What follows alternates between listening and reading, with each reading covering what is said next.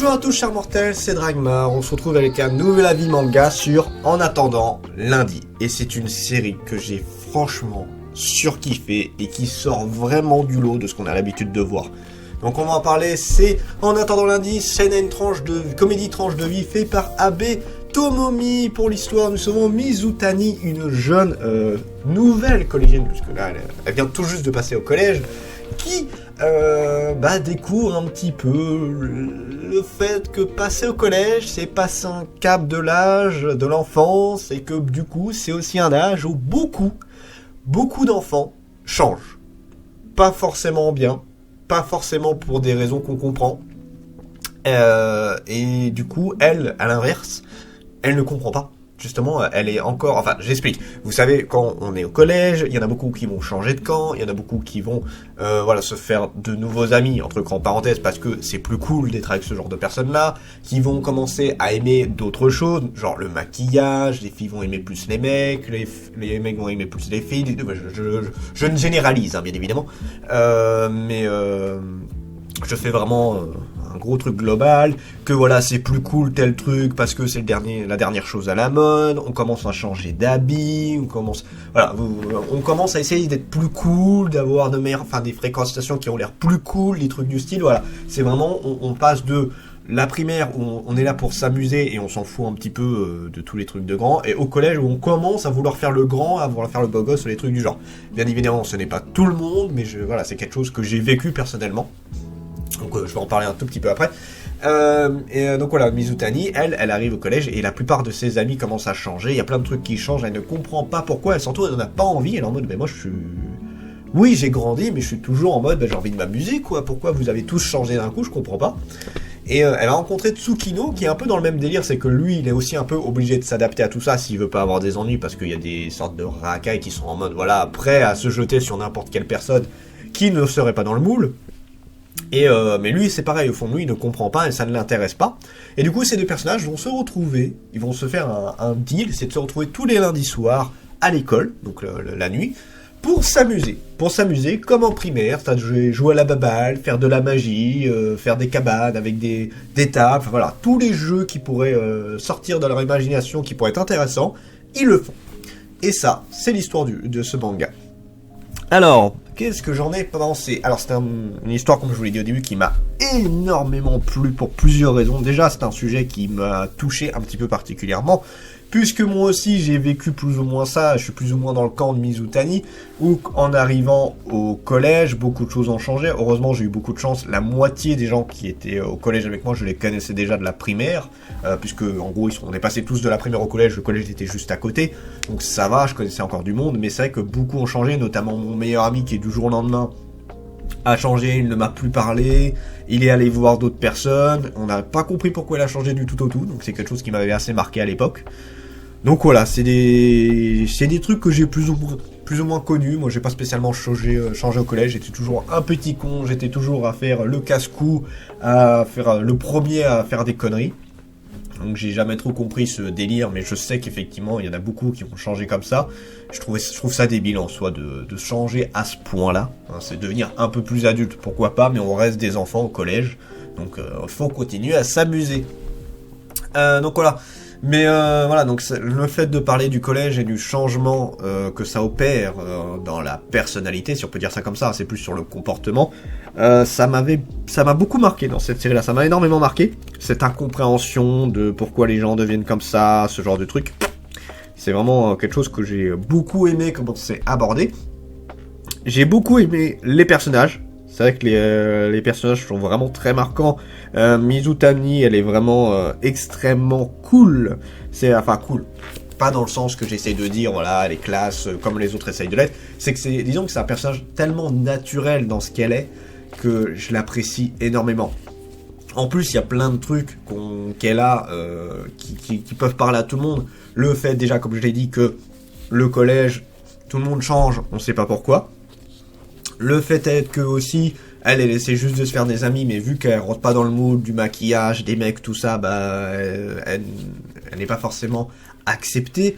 Le fait est que même dans sa famille, genre, ah, ta grande sœur, elle est parfaite, elle fait bien ses études, elle est sage, nanani et nanana, tu devrais prendre exemple sur elle. Alors, j'ai pas forcément eu des trucs dans le style, mais c'est vraiment plus la période où on te dit, il faudrait que tu sois plus comme ci, plus comme ça, plus comme tel. Ouah, c'est des trucs qui sont un peu lourds à entendre et que t'apprécies pas forcément. Je veux dire, pourquoi je devrais être différent de ce que je suis, ce genre de trucs, toi, c'est des trucs qui sont assez énervants. Et voilà, et t'as envie juste de rester dans ton univers en soi. Nous avons aussi Tsukino, donc comme je l'ai dit, qui lui est pareil, un peu dans le même délire, où voilà, il ne comprend pas tous ces changements, et lui, il veut juste rester un gamin. Alors lui, je sais qu'il est fan de la magie, il voudrait avoir des pouvoirs, tout ça. Et c'est un gamin, pareil, qui est super attachant. On a deux personnages vraiment très très attachants. Alors, on en a d'autres qu'on voit un petit peu, mais beaucoup moins intéressants, si je peux dire ça comme ça. Là, c'est vraiment ces deux protagonistes qui sont juste géniaux, que j'ai vraiment surkiffé. Et surtout, toute la thématique qu'il y a autour de tout ça, de tout le collège, de ce que ça comporte, tout ça. Et le dernier point qui m'a fait vraiment surkiffer ce manga-là, c'est le dessin et le style graphique. On a un truc qui est juste magnifique. En fait, c'est assez marrant parce que vous voyez la couverture là, telle que vous la voyez, que je vous l'ai montré tout à l'heure. On a quelque chose qui est vraiment, donc c'est très soft dans le style. C'est du noir et blanc, sans fioritures, avec des effets de malade, sauf à quelques moments. Oh là, l'auteur, il s'est lâché complètement, avec des trucs qui sont super beaux.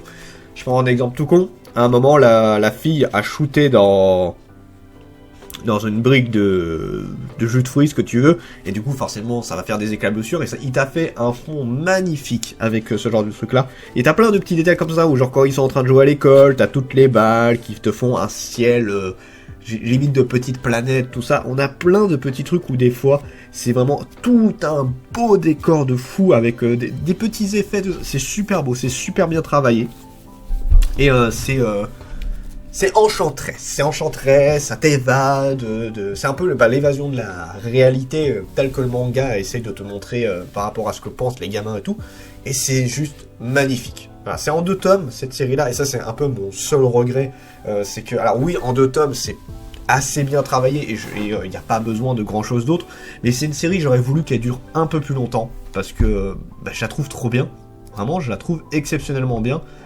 J'ai vraiment surkiffé. Ah d'ailleurs, l'auteur a fait plusieurs mangas, et je regardais parce que depuis tout à l'heure je me posais la question, est-ce que l'auteur a fait d'autres mangas?